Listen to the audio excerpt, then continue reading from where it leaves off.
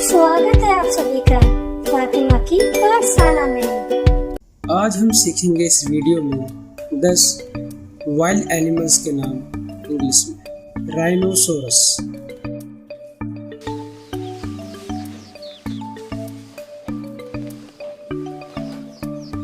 lion,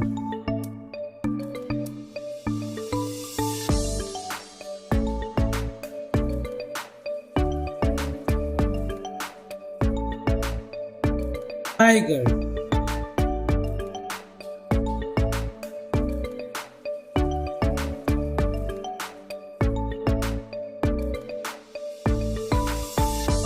monkey,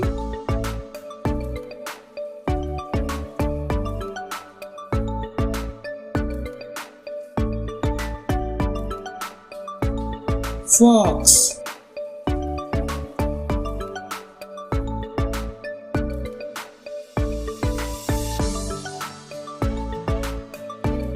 bear,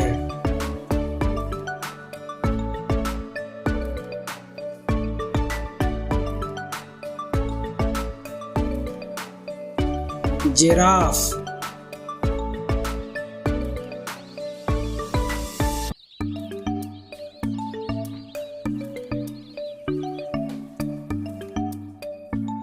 hippopotamus,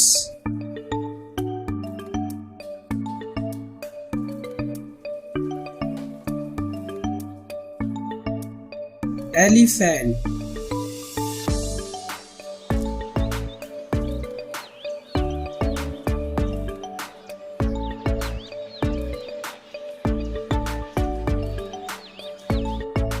zebra,